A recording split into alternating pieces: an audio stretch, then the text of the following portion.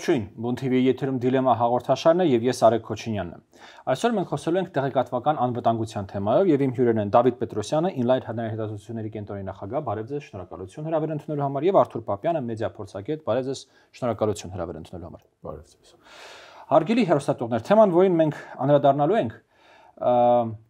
վերջին ամիսներին չի որ դարձել է ակտուալ, այն միշտ է ակտուալ ըստ էության, այն անվտանգության մի ամբողջ աշխարհ է, որը որ գոյություն ունի ֆիզիկական անվտանգությանը զուգահեռ կամ չգիտեմ, տնտեսական, էներգետիկ անվտանգությանը զուգահեռ,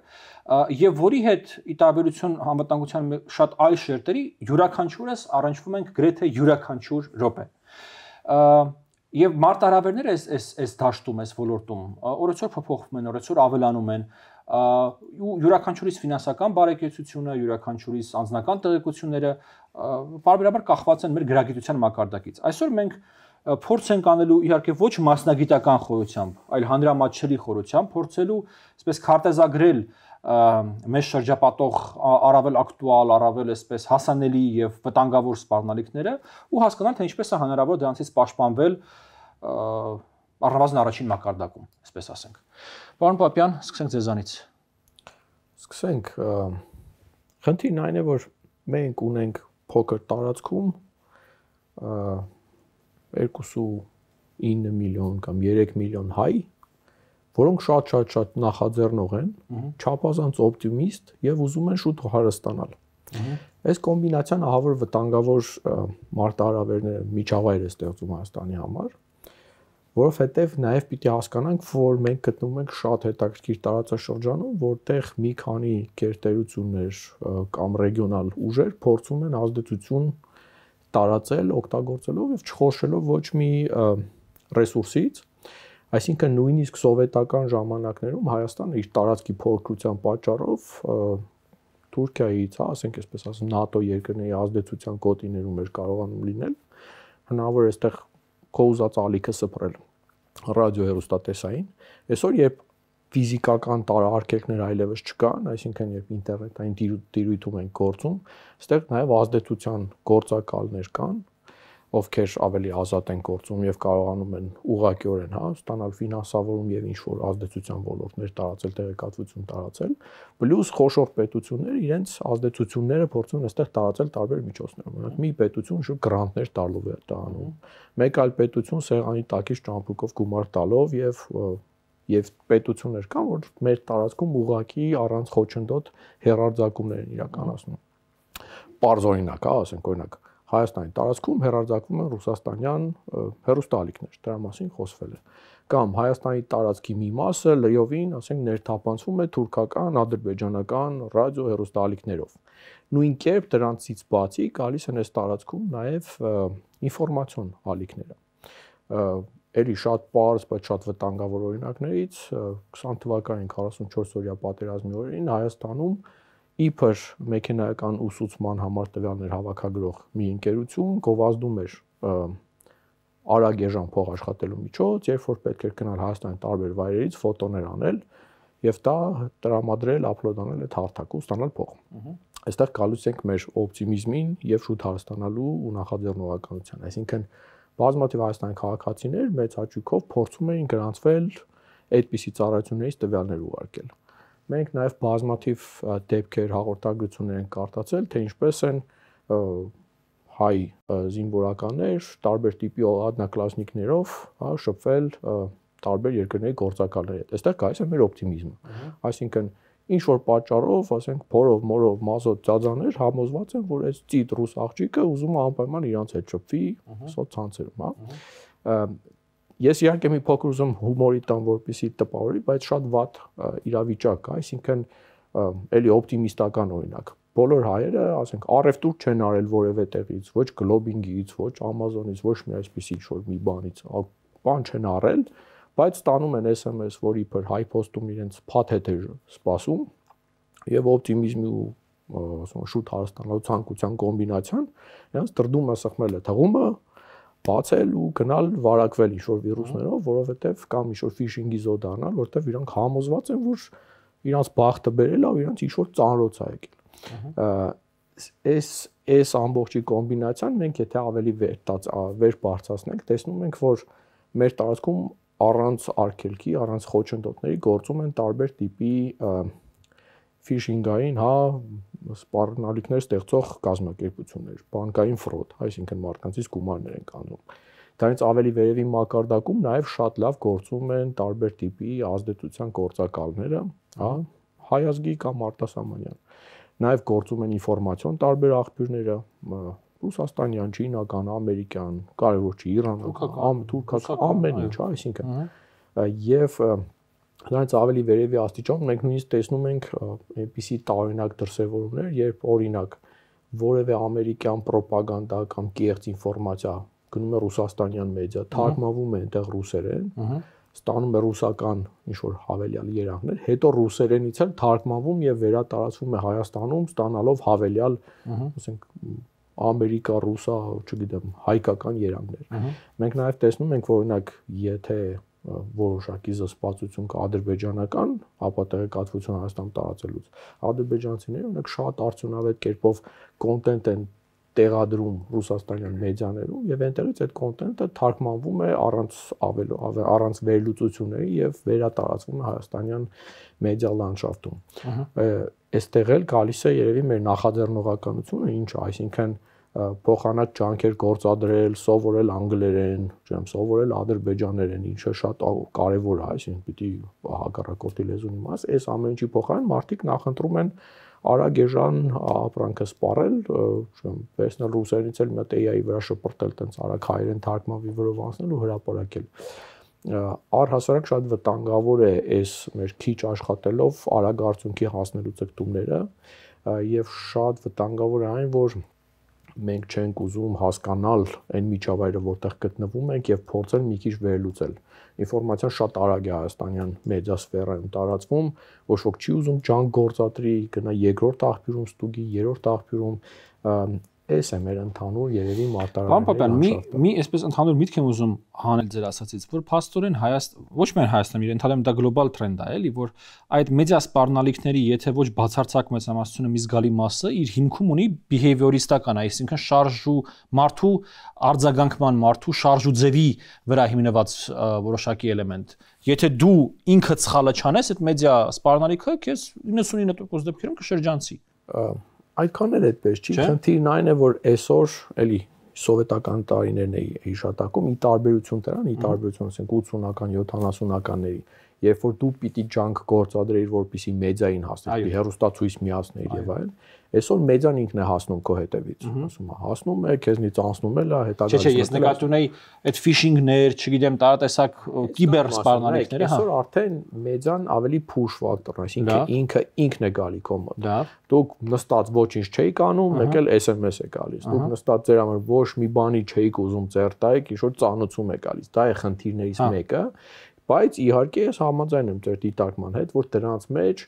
այդ ոլորտը իրականում հիմա կոչվում է social engineering, սոցիալական ինժեներիա, այսինքն օգտվելով սոցիալական, սոցիումի վարքագծային այդ նորմերից այնպես անել, որպեսզի մարդուն գցես ծուղակը եւ իր վրա շարունակես աշխատանքը։ Մեծ հետազոտություններ կան, օրինակ այդ call center-ները Հայաստանում իմիջիայլոց մեկ երկու շաբաթ առաջ եւ մի հատ էլ հունվարին խոշոր զանգերի կենտրոններ են բացահայտվել, որոնք մեծ օպերացիաների մասերն են, որտեղ ամբողջ process է աշխատում իր մարքեթինգի բաժնով, ղեկավարությամբ, նույնիսկ KPI-ներով, այսինքն որպեսզի ամեն աշխատող համապատասխան քանակի ապահովի, մարդկանց գրեն, խոթեն ինվեստիցիոն,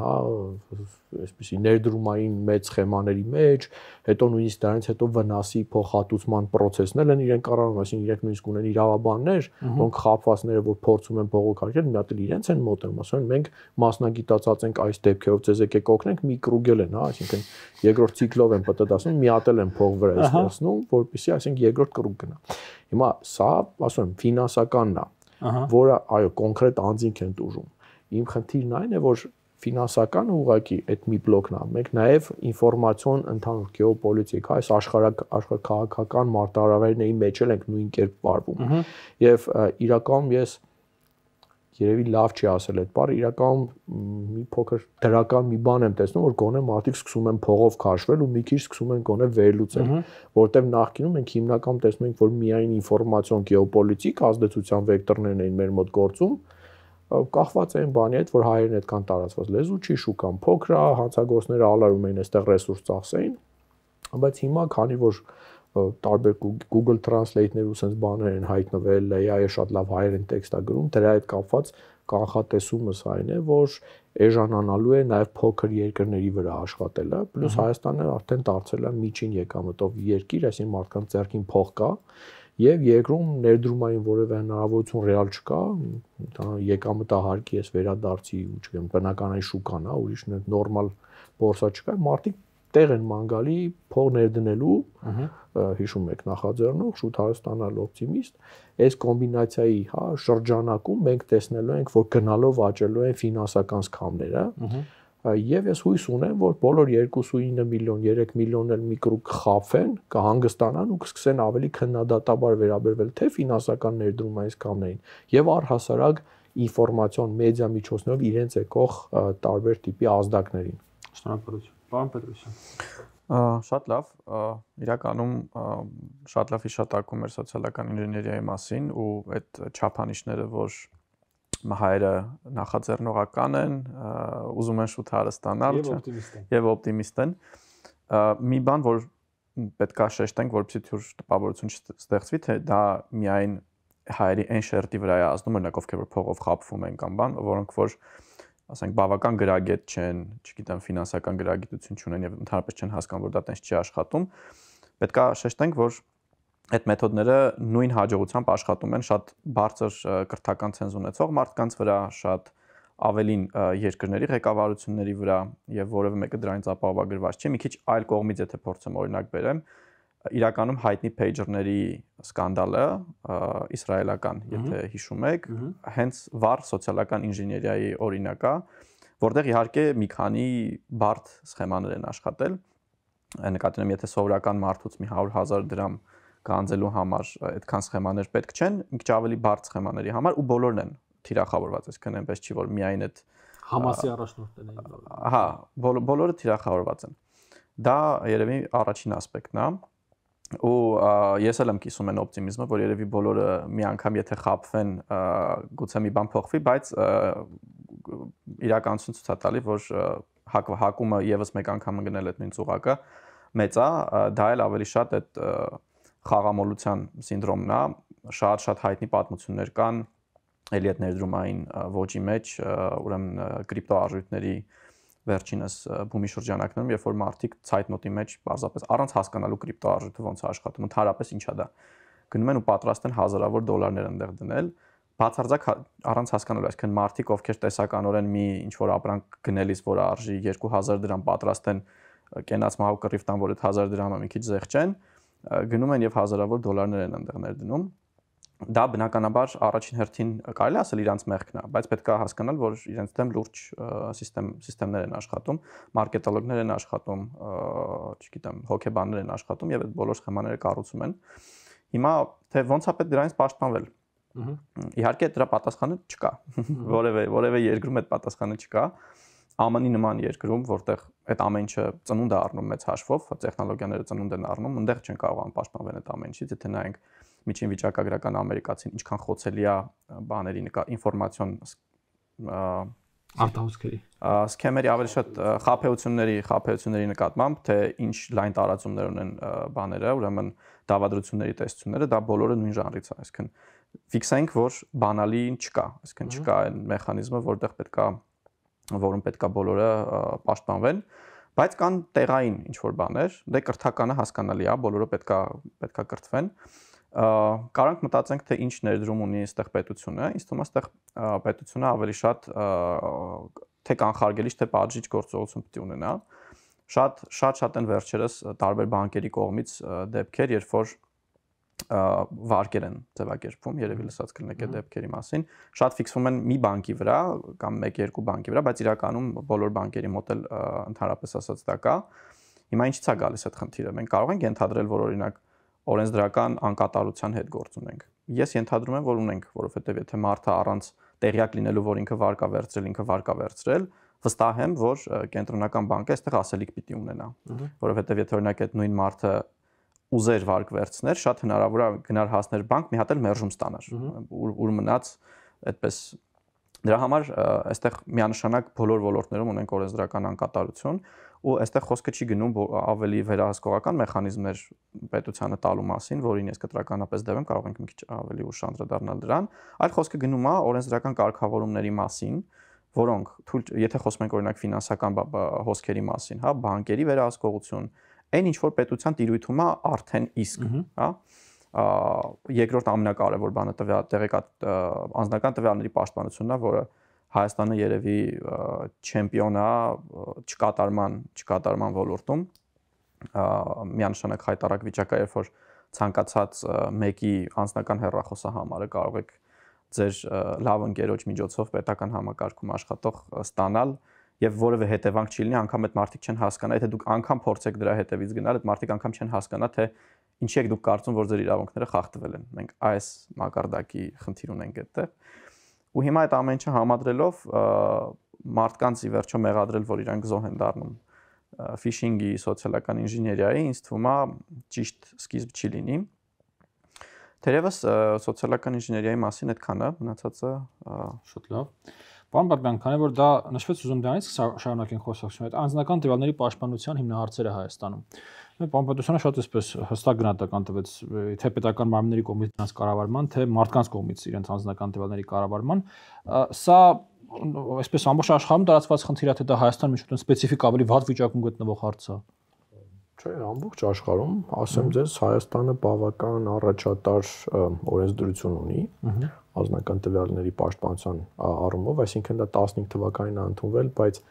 ընդունվելիս նույնիսկ հաշվի էր առնում այն, որ Եվրամիությունում պատրաստվում է GDPR-ը եւ մեր օրենսդրությունը ինչ որ առումով ունի ընդհանրություններ, նմանություններ կամ կանխատեսել է ժամանակին GDPR-ի որոշ կարգավորումներ, այսինքն օրենքի իմաստով մենք բավական լավ օրենք ունենք, ճիշտ է, ինքը արդեն հնացել է ավելի քան 10 տարին անցնում է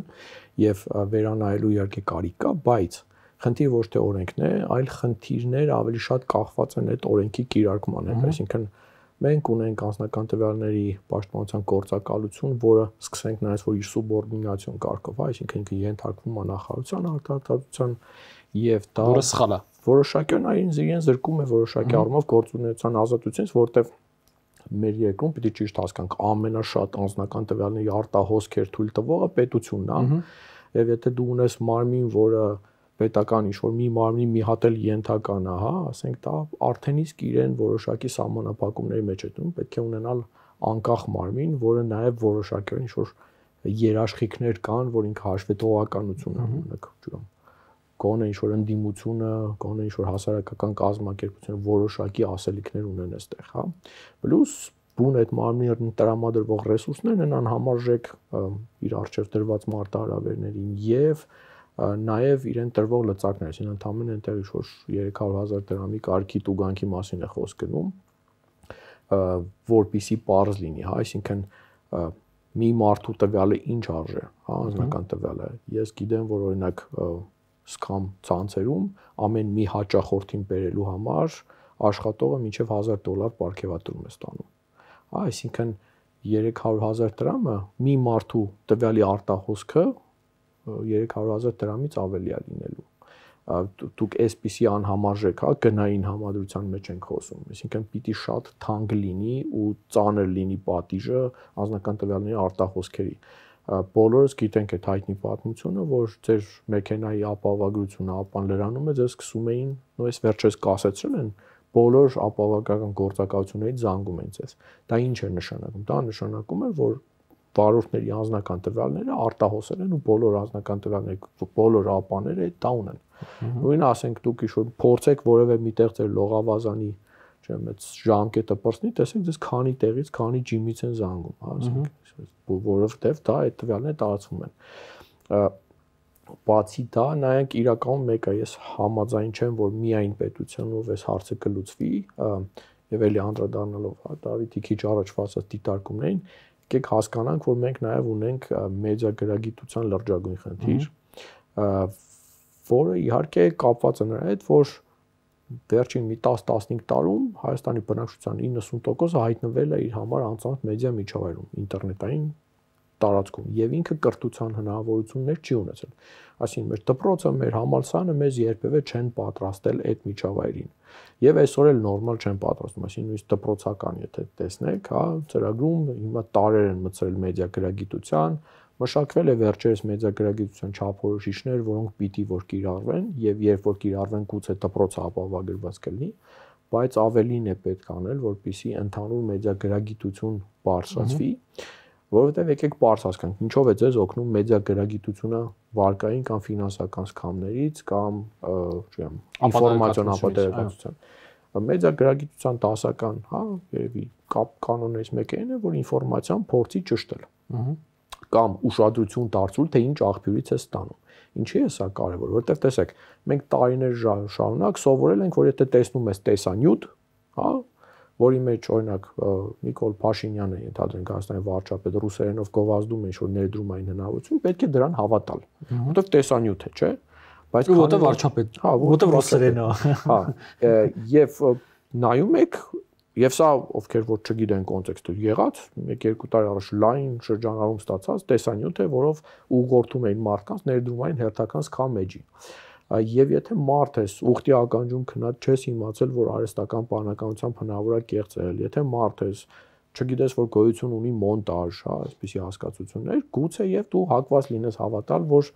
տեսանյութում իսկապես վարչապետն ու իսկապես ներդրումային հնարավորություն է գովազդում։ Դա վերադառնում ենք լավատես արագ հարստանալու բանին։ Բայց մեդիա գրագիտությունը քեզ ինչ է ասում։ Նայիր աղբյուրին, ինչ աղբյուրից է դա տարածվել։ Ֆիշինգային հարձակումների եւ 90% հնարավոր կլիներ կանխարգելել, եթե մարդիկ ուշադիր լինեին աղբյուրին, այսինքն ինչ հղումից է դա եկել կամ ինչ աղբյուրով, այսինքն վարչապետը բնական է այդպիսի հայտարարություն պիտի աներ վարչապետի կայքով կամ ենթադրենք հանրային հեռուստատեսությամբ, այլ ոչ թե ինչ-որ պատահական, չգիտեմ, XY group.net ինչ-որ մի հասցեից։ Լավ, հասցնել հնարավոր է օրինակ կեղծել։ Մեդիա գրագիտություն քեզ նաև ինչ ասում, փորձիր 1-2 աղբյուրից այլընտրանքային ճշտել։ Հա, եթե այդպիսի ֆանտաստիկ ներդրումային հնարավորություն լիներ, բնական է, որ դա պիտի տարածվեր տարբեր աղբյուրներով եւ այն ավանդական մեդիաները, որոնցից դուք միշտ շփվել եք, որոնց ձեզ երբեք չեն խաբել, իրենք էլ պիտի դա տային, այսինքն դա ձեզ նույնպես կարող է երկրորդ ազդակ լինել։ Նույն այդ վարկային սքամների դեպքում մարդիկ ստանում են ծանուցում, օրինակ ասում են, որ մեր բանկի իր հաճախորդների գնահատման հարցում է անում, այս հղումով անցեք, որպեսի բանկի աշխատանքը գնահատեք եւ վերջում մենք ձեզ կտանք մի հիանալի 30,000 դրամ։ Մարդիկ մտնում են այդտեղ եւ այդտեղ բանկի իբր, հա, կեղծ էջից, որ շատ նման բանկին իրեն ծանուցում է գալի, որ ասում է, որ այ որպեսի գնահատական ստանա, մենք ձեզ կոդ ենք ուղարկելու, այդ կոդը այստեղ մուտքագրեք, որպեսի կարողանաք գնահատել եւ այդ բաղձալի 30,000 դրամը ստանաք։ Եվ մարդիկ նայում են SMS են ստանում, ու այնտեղ սկսում են չկարդալ արդեն, որ այ այս անվտանգության կոդը ոչ մեկին չտակ, երրորդ կողմի չտակ, չեն դիտարկում, որ այդ իրենց բացած կայքը դա երրորդ կողմն է, որտեղ աղբյուրին չէին նայել, եւ չեն էլ մտածում, որ մենք գնանք բանկի պաշտոնական էջում նայենք կա արդյոք այդպիսի հարցում, հա, թե ես պատահական ինչ-որ հղում եմ խմել։ Այսինքն երկրորդ աղբյուրի կամ մի անգամ էլ մեկ այլ աղբյուրից ճշտելու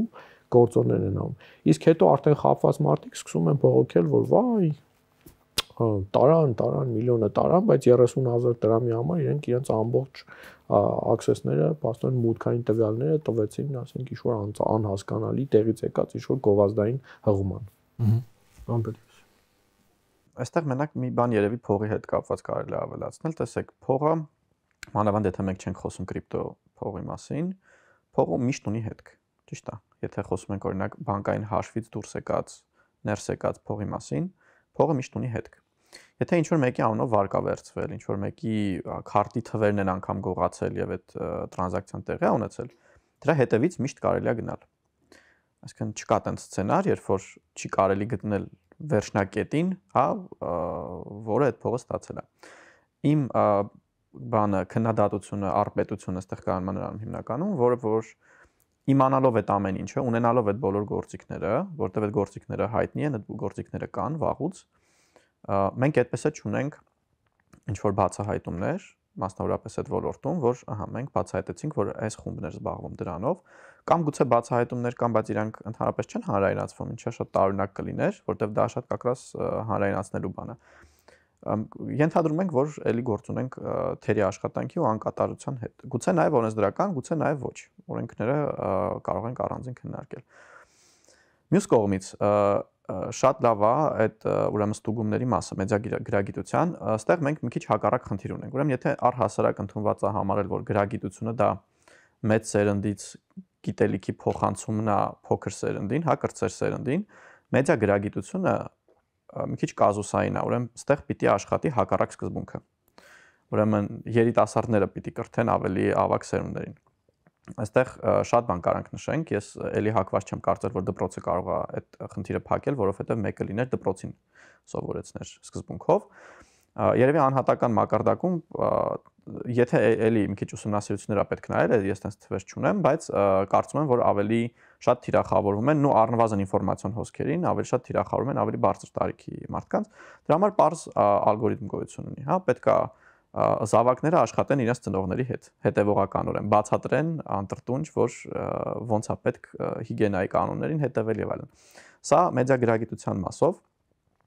կուզեի նաև այդ տեղեկատվական անվտանգության եւ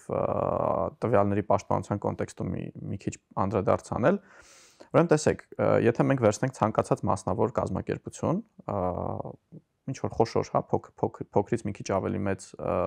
կազմակերպություն, ապա կտեսնենք, որ այդ կազմակերպությունները չափազանց զգոն են իրենց տվյալների նկատմամբ։ Փողեր են շատ մեծ ներդնում, որովհետեւ ապահովեն իրենց անվտանգությունը։ Ու երբ որ դուք այդ օրինակը բերեցիք, որ 300,000 դրամ արժի, հա, փաստացի մեկ անձի տվյալը, եթե ներդրումային իմաստով նայենք, եթե տուգանքը 300,000 է, ապա 305,000 դրամից սկսած կարելի է արդեն մտնել բանակցությունների մեջ։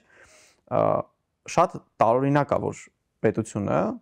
ունենալով ել ավելի կարևոր տվյալներ, որոնք, հա, այսինքն բարձր կորպորատիվից շատ էապես ավելի կարևոր եւ զգայուն տվյալներ, այդ ներդրումը չի անում եւ հետեւաբար այդտեղ էլի պետքա մեր քննադատությունը ուղղված լինի պետությանը, որովհետեւ պետական մանավանդ հանրային նշանակություն ունեցող տվյալները պետքա պաշտպանվեն բարձրագույն մակարդակով։ Հիմա մենք օրինակ ունենք քննադատություն շատ լուրջ, երբ որ ասում են պետությունը ուզում է հասանելիություն ստանալ բանկային գաղտնիքին։ Գիտենք, որ կա նման նախագիծ, չգիտեմ արդեն կա շատ ավելի վատ, որ արդեն կա, որով պետությունը առանց դատական սանկցիայի իրավունք է ստանում պետական մարմինը, ՊԵԿ-ը այս դեպքում կարծում եմ, եթե չեմ սխալվում, կամ ՊԵԿ-ը կամ ֆինանսների նախարարությունը ստանում է ընդհանուր շարժի մասին տեղեկատվություն։ Ճիշտ է։ Հիմա արդյոք մենք ունենք վստահություն այն աշխատանքային պրոտոկոլների նկատմամբ, որոնք ներդրված են ՊԵԿ-ում, այն մարդկային բարևարքության վրա աշխատողների, որ այդ տվյալները, որոնք շատ զգայուն կարող են լինել, օրինակ կարող են բիզնեսմենի պարագայում խաթարել մրցակցությունը, հա, եթե օրինակ քո շարժի մասին տեղեկությունը վաճառվի եւ այլն։ Արդյոք մենք ունենք այդ վստահություն։ Հիմա կառավարությունը մի կողմից ռեֆորմա բերում, որը տեսականորեն վատ բան չի, հա, ասում է եկեք բոլորս հայտարարենք, այտենց թվերը կրճատենք եւ այլն, բայց մյուս կողմից այդ կասկածը, որ քո տվյալները շատ ավելի վատ վիճակում են գտնվելու, մնում է։ Հիմա ում է պետք հասցեագրել այս խնդիրը։ Նորից ես կարծում եմ, որ մենք գործ ունենք օրենսդրական ու շատ ճիշտ նշեցիք այդ օրենքների առաջին հերթին կիրառման հետ։ Այս մասով էս կա։ Պարոն Պետրոսյան, քանի որ դուք դա նշեցիք, ես նաև գիտեք, խնդրեմ մի քանի այսպես գործնական խորհուրդներ տալ, թե այ որ ասում ենք տեղեկատվական հիգիենա։ Այսպես ամենամասսայական տարածված սխալների, խնդիրների վերաբերյալ մի քանի խորհուրդներ տաք, որը որ մեր հոստատետողին օգուտ կտա։ Այստեղ կերկրորդեմ գործընկերոջս, որ եթե ձեզ փող են տալիս, ուրեմն դա ձեզ խաբում են։ Բնականաբար որևէ տեղ փող չկա, անվճար։ Ոչ մեկ ձեզ անվճար փող չի տալիս։ Որևէ մեկը, այո, ձեզ անվճար փող չի տալու եւ այդտեղից երևի պետք է սկսենք։ Խորհուրդներ տալը իհարկե շատ անշնորհակալ գործ է, բայց բնականաբար մի քանի կարևոր բաներ կան, հա, որ պետք է ուշադրություն դարձնել։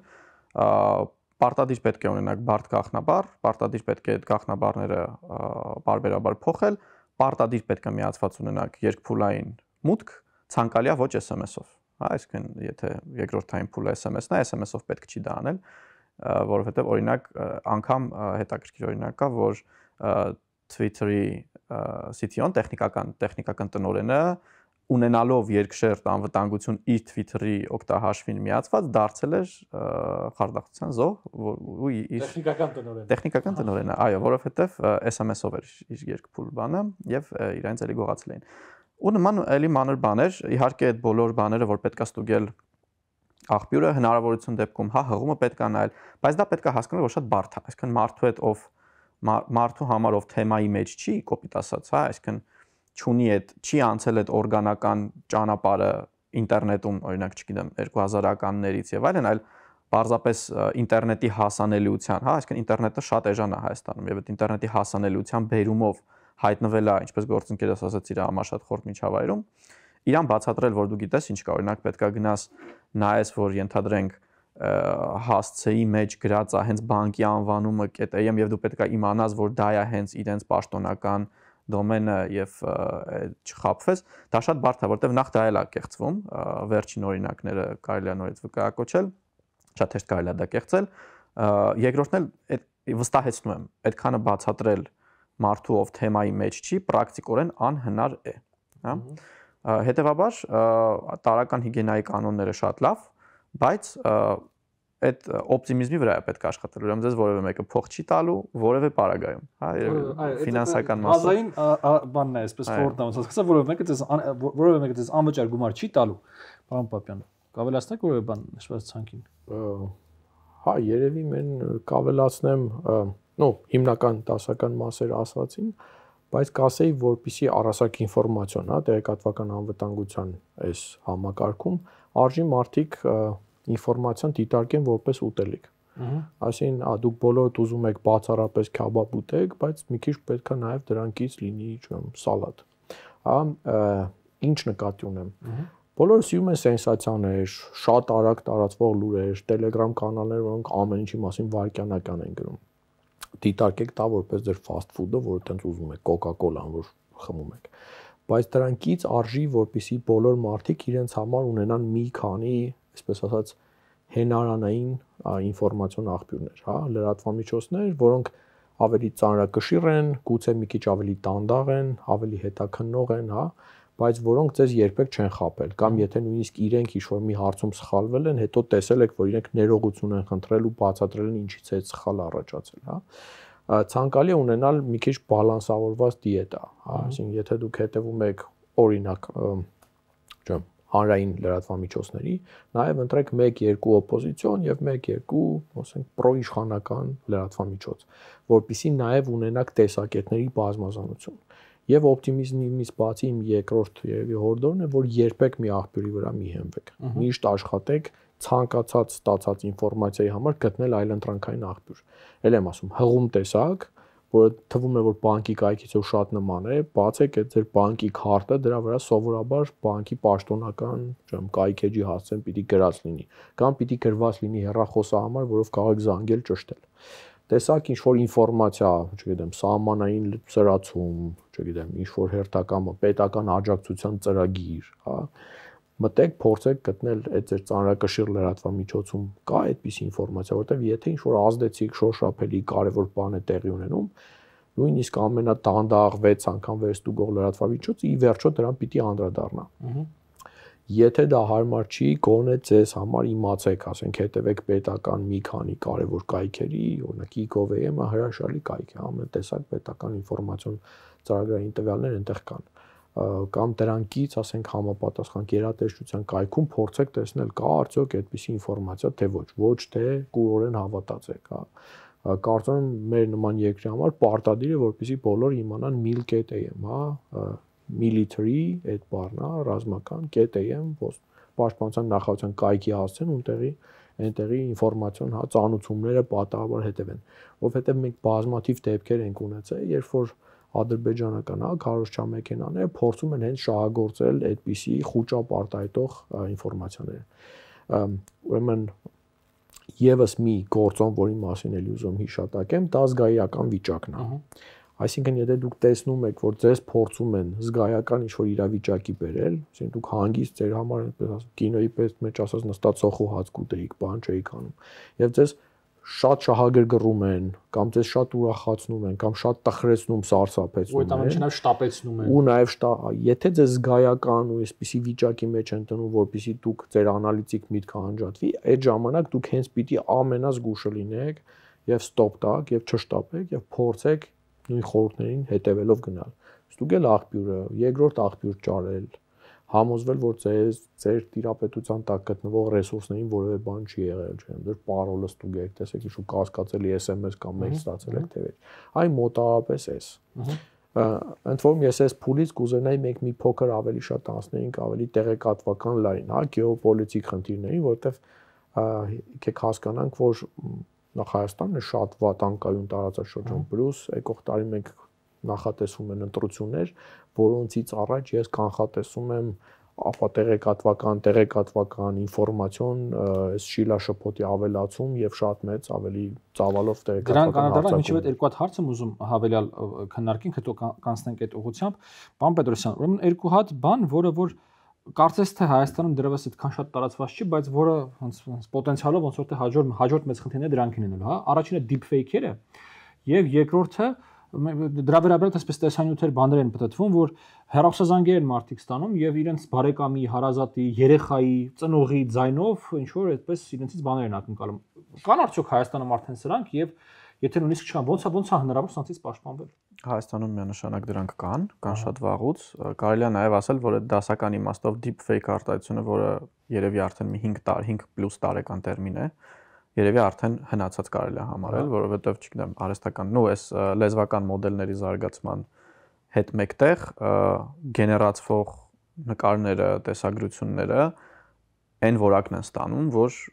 լավ, եթե անգամ դուք այս տարի դեռևս կտարբերեք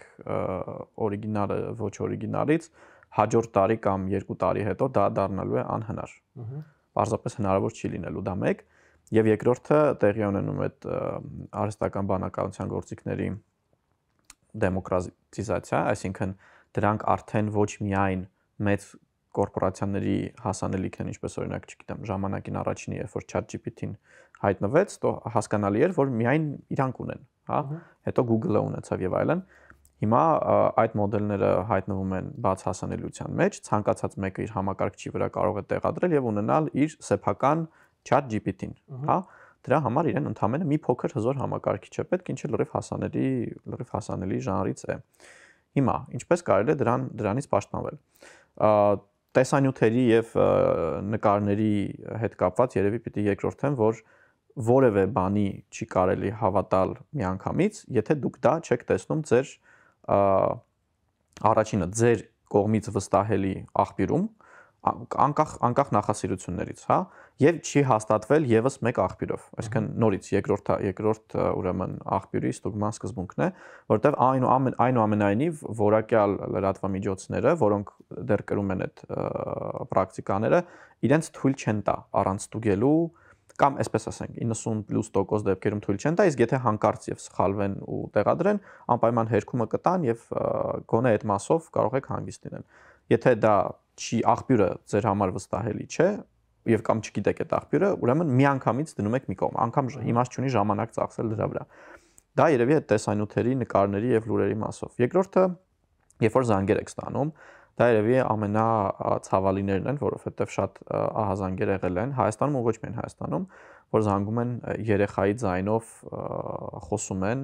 փորձում են ինչ-որ բան կորզել, հա, ասենք, չգիտեմ, ասում են, որ ինչ-որ պատմության մեջ եմ ընկել, այս քարտին գումար ուղարկեք, դե պարզ այնտեղ ծնողը ցայտնոտի մեջ, այդ հուզական վիճակում եւ պետք է ինչ-որ բան ձեռնարկի։ Նախ ընդհանրապես ինձ թվում է ժամանակն է մարդկանց խորհուրդ տալ դադարել բաց կապով շփվել։ Ընդհանրապես հեռախոսով զանգելը ինձ թվում է մավիտոն է մի քիչ արդեն դարձել, պետք չի, որովհետեւ նախ այդ հեռախոսահամարը կարելի է շատ հանգիստ կեղծել, այսինքն կարելի է զանգել այլ համարից։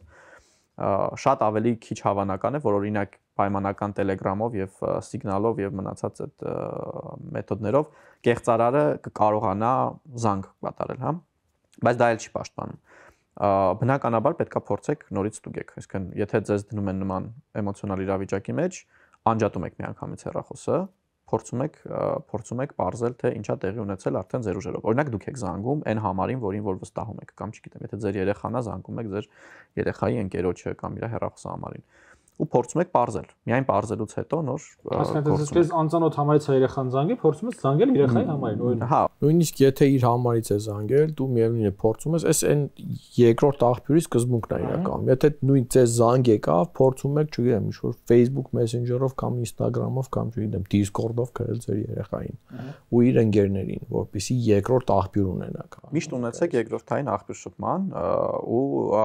միանշանակ բաց զանգի համակարգը լավագույնը չի, որպես հայ երկրորդային։ Ձեզ Telegram-ով են զանգում, դուք Facebook-ով հետ զանգեք, ձեզ Signal-ով են զանգում, Viber-ով զանգեք, Աստված մի արած չգիտեմ ինչ համար ձեզ պետք Viber, բայց կարող եք զանգել Viber-ով։ Ոնց Լուսի Մարտին։ Այո, ջրաչափի սիստեմից բացի։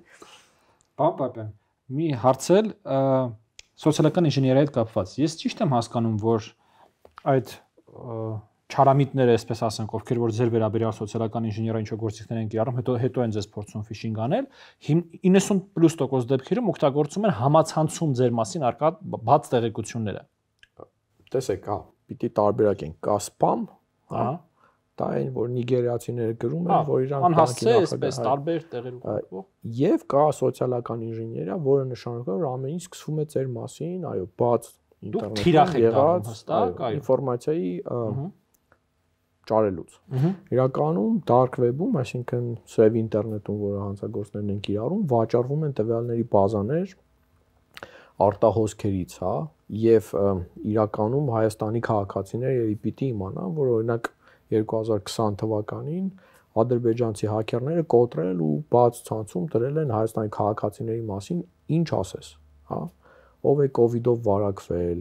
ընտրացուցակներ, ով հետ ապրում, այսինքն այն խնդիրը, որ հայտնաբերել, որ թորնիկի անունից որ զանգեն, թորնիկի անունը ինչ է, տատի պապի անուններն ինչ է, այդ ամեն ինչը այդ կապերը շատ հեշտ հնարավոր է ստեղծել։ Մեքենաների համարանիշների բազաներ, հեռախոսահամարների բազաներ, այս ամեն ինչը կա։ Այդ դրանից ո՞նց է պաշտպանվել։ Բայց դա դեռ չարած փոքրավին չի, բանն այն է, որ հայ ժողովուրդը սիրում է Facebook-ներում, Instagram-ներում իր ամեն ինչը գրի։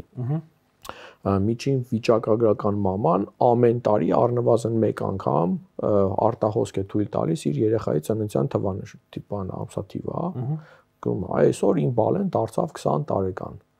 Եվ ուղղակի տարական իդիոտ պիտի լինես, որ չկարողանաս այդ 20-ից, այսօրվա ամսաթվից այդ 20-ը հանես եւ ավելին, դրանից հետո դու նաեւ հավանաբար կգուշակես այդ մամայի գաղտնաբառը սոցցանցում, որտեղ ինքը երեխի անունն ու ծննդյան թիվն է դրած լինելու 90%։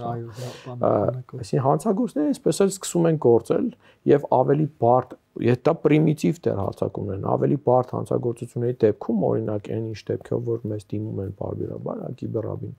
ստեղծում են մարդու պրոֆիլի կոպիա, մի 2-3 շաբաթվա ընթացքում friend request-ներ են տալիս իր արդեն եղած ընկերների ցուցակին, հա, ու շատերը այդ ընդունում են, մտածում են, որ մարդը մի 5000 ընկեր ունի, ասենք կարող է պատահաբար unfriend-ա եղել, նորից friend-ա տվել, այսպես ինչ որ, հա, բաներ կան, եւ հետո արդեն սկսում են իր անունից գրել իր մոտիկներին, ասում օրինակ չեմ, Իսպանիա էի, քիչ առաջ ինքնաթիռս բաց թողեցի, մոտս փող չկա, խնդրում եմ ինձ այս հաշվով գումար փոխանցի, որպեսզի ես կարողանամ հետ գամ կտամ, այսինքն չափազանց ճշմարտանման։ Դուք մտնում եք պրոֆիլ, նայում եք նույն ընդհանուր ընկերներն են, հա, որտեղ ինքը բոլոր ընկերներին արդեն սարքել է, նույն ֆոտոներն են դրած, մեկին մեկ կոպի արած պրոֆիլները։ Ինչ անել այս դեպքում, էլի երկրորդ աղբյուրի օրենք, այսինքն փորձել մեկ այլ, եթե Instagram-ով են ձեզ գրել, փորձել Signal-ով, Telegram-ով, մեկ այլ աղբյուրով, զանգել այդ մարդու հետ, շփվել, փորձել հասկանալ ինքն է ձեզ գրել, այս ինչ պատմություն է, կամ իր մտերիմներից որևէ մեկին ճարել, ասել, խաբարես, ասենք Իսպանիա է գնացել, հա, տոմսը թողել է, այս ինչ պատմություն է։ Նոր դրանից հետո եւ միշտ այդ շտապեղականությունը, էմոցիոնալ վիճակը, արագողները, որ ասում այ հեսա հաջորդ ինքնաթիռը կես ժամից է թռնելու, շուտ փոխանցի, ես առնեմ տոմսը, որ չմնամ, թե չէ 2 շաբաթ պետք է լռվեմ։ Ասես ինչ-որ բաներ են պատմում։ Վերջի մի բան էլ ասեմ, խնդիրն է նա, որ ցանկացած հիգիենայի կանոն, որ մենք ասում ենք, ցանկացած մոտեցում, որ ասում ենք, բացի պոտենցիալ զոհերից, դա լսում են նաև պոտենցիալ հարձակվողները եւ համապատասխանաբար ադապտացնում են իրենց սխեման։ Համար ես իրականում կարծում եմ, որ նույնիսկ շատ խորհուրդ տալով չի լինի, մարդու մեջ պիտի զարթնի, այսպես ասած, պոտենցիալ կասկածելիների ինչ որ մի ինքնապաշտպանական վնաս եւ այո, քիչ առաջվա այդ հիշատա որ ինտերնետում ձերի փող չկա, այդ օպտիմիզմը մի քիչ իջացրեք, երկրորդ աղբյուր ստուգեք, այս ամբողջ համակցությունն է, որ ի վերջո դաստիարակվելն ու խրատվելն է, որ բերելու է ինչ որ պաշտպանվածության։ Հա, ինձ թվում է իսկապես էլ այդ նույն մարդը, որ այդ 30000 դրամի ձեր ասած կլիկ արել է, թե իրան փողոցում մի հատ սև դիմակով մարդ մոտենա ասի, արի հետս ես քեզ 30000 դրամ տամ, դժվար ամեն դեպքում հետը գնա, էլի, այ մարդիկ պետք է հասկանան, որ ոնց որ փողոցում չի կարելի սև դիմակով մարդու հետ գնալ եւ 30000 դրամի խոստման համար ինչ որ մութ փողոց հետ մտնել, նմանապես չի կարելի նույն բանը անել նաեւ համացանցում։ Հա, ու պետքա մեկ էլ մարդկանց հստակ ասվի, այսինքն այն որ դուք ձեր հեռախոսի հետ այդքան ինտիմ եք, հա, տիպը իր այդ զուգարան եք գնում, իր այդ պարկում եք քնելու, այդ չի նշանակում, որ դա ձեր մոտիկն է։ Իրականում դա պատուհան է դեպի ամբողջ աշխարհը։ Այսինքն, եթե դուք ձեր ֆոտոն պատրաստ եք տպել, հա, ասենք, լողազգեստով ու փակցնել հանրապետության հրապարակի ժամացույցի տակ, ուրեմն այդ ժամանակ հա արժի այդ ֆոտոն նաև Facebook ու Instagram գցել։ Եթե ոչ, հասկացեք, որ դա ոնց որ հրապարակային վայրում գովազդեք, հա, ձեր բարեմասնությունները, այսպես ասած։ Ունենալը թեկուս նաև պետք է երևի այդ մասին էլ բանանենք, որ ընդհանրապես որևէ բան, որը դուք պատրաստ չեք, ոնց ասվեց, հրապարակի ժամի տակ փակցնել, մի պահեք ձեր էլեկտրոնային ընկերիչների վրա, որոնք անընդհատ հասանելիություն ունեն համացանցին, որովհետև դրանք պոտենցիալ գողացվող բաներ են, հա, ապրանքներ են։ Հասկանալի է։ Հարգելի գործընկերներ, մենք մոտենում ենք մի պատմական փուլի, երբ որ Հայաստանում տեղի ունենալու շատ կարևոր ըստեյության ընտրություններ, դրանք տեղի ունենալու մի քանի այլ երկրների այսպես շատ անհաջող փորձի վրա, մենք տեսանք Ռումինիայում ինչ տեղի ունեցավ, մենք տեսանք Մոլդովայում ինչ տեղի ունեցավ, մենք տեսանք Վրաստանում ինչ տեղի ունեցավ, թե ինչպես օգտագործվեցին մեդիագործիքներ, ինչպես օգտագործվեցին քարոզչության եւ ապատեղեկատվության գործիքներ ու դրանք ինչ հսկայական ազդեցություն ունեցան ուրեմն այդ երկրներում քաղաքական ընթացների վրա։ Ամենաերևի թե այսպես ցցուն օրինակներից մեկը այն է, որ Մոլդովայում, ներողություն, Ռումինիայում ուրեմն ընտրություններին նախընտրական փուլում ըստեյության 27000-ից ավել, ինչպես հետագայում պարզվեց, TikTok-յան ուրեմն օգտահաշիվներ էին բացվել եւ սկսել էին նախագահական ընտրությունների թեմատիկայով քարոզ անել կոնկրետ մեկ տեխնացուի օգտին ու դա իր հետևանքները ունեցավ, հա։ Հիմա այդ անհանգիստ հատկապես փուլում ինչ պետք է անեն մարդիկ, ոնց պետք է վարվեն տեղեկատվության հետ, որպեսզի չդառնան, չգիտեմ, օտար պետությունների քաղաքական հաշվարկների զոհը։ Դե եկեք սկսենք նրանից, որ մենք Հայաստանում Ռումինիայից շատ ավելի վաղ ենք նման բան ունեցել, երբ որ TikTok-յան, YouTube-յան ինֆլուենսեր Վարդան Ղուկասյան, Տոգը, հա, քաղաքապետարան անցավ Երևանի միլիոնանոց քաղաքում, այսինքն եւ որոշեցով լինելու ձեր քաղաքապետը, այսինքն այնպես չի, որ Հայաստանից դա շատ հեռու է։ Մենք նաեւ տեսել ենք, որ Հայաստանում ընտրություններից առաջ շատ մեծ ակտիվություն էին գեներացնում տարբեր տիպի, հա, հարթակները, որոնք հետ ընտրություններից հետո փակվեցին, հա, ասենք, որովհետև ակնհայտ էր, որ իրենք ստեղծվել են բացառապես ընտրությունների վրա ազդելու համար, եւ ակնհայտ է, որ հաջորդ տարվան ընթരാճ մենք տեսնելու ենք էլի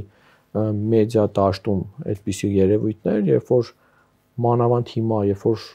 ֆինանսական ռեսուրսներից լրիվ զրկված մեդիա կա, որը պատրաստ է վաճառվել ցանկացած, հա, չեմ ասում բոլոր մեդիաներն են այդպեսին, բայց շատ-շատերը բոլոր ռեսուրսներից զրկվել են, նաև Հայաստանում օրենքներ են ընդունվել, որոնք գովազդի ինչ-որ սահմանափակումներ են մտցրել, ասենք շատերը ինչ-որ փող էին աշխատում կազինո բան գովազդելով, այդ էլա չորացել եւ հիմա բնական է, ով որ մի քիչ փողով գա, կարող է հայաստանյան մեդիա լանդշաֆտում հսկայական ազդեցություն ունենալ, եւ դա շատ նման կլինի Վրաստանում տեղի ունեցած ընտրություններին, երբ որ մեր վրացի գործընկերները ասում էին, այստեղ ռուսները նույնիսկ խնդիր չունեն ազդեցություն վաճառելու կամ որտեվ ներքին հենց վրացիներն են դա անում, ասենք իրենք են ֆեյքերը գեներացնում, իրենք են քարոզչական թեզեր առաջ տանում։ Նույնը Հայաստանի դեպքում, այսինքն մենք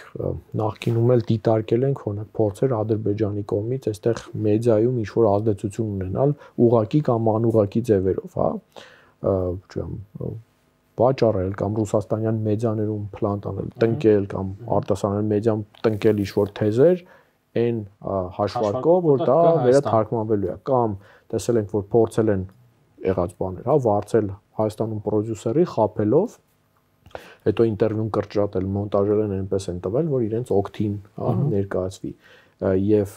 եթե դու ունես մեդիա լանդշաֆտ, որտեղ մարդիկ գումար չեն աշխատում ու պատրաստ են աշխատել ցանկացած լավ առաջարկի դիմաց,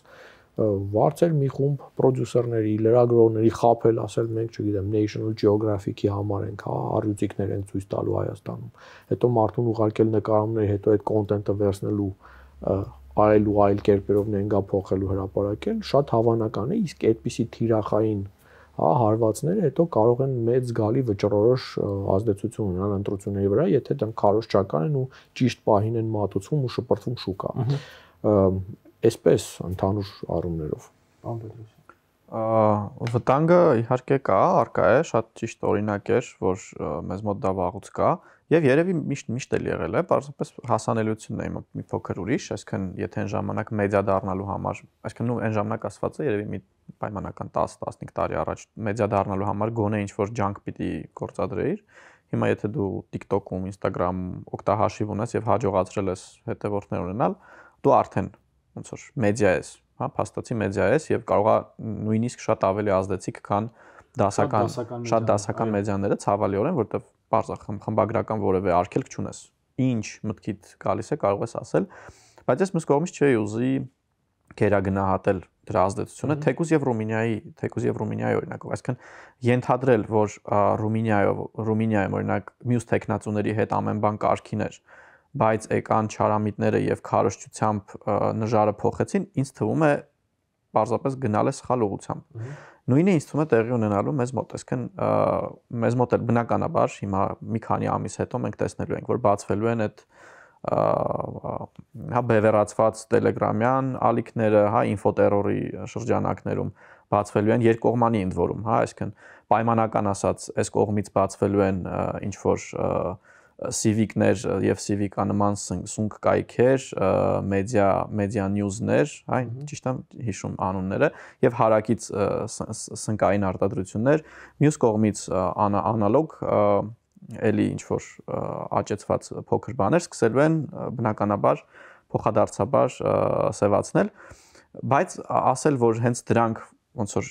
իրական ազդեցություն են ընտրությունների վրա, ինձ թվում է մի քիչ չափազանցություն է։ Քաղաքական գործիչները ինձ թվում է պետք է մի քիչ ավելի պատասխանատու վերաբերվեն։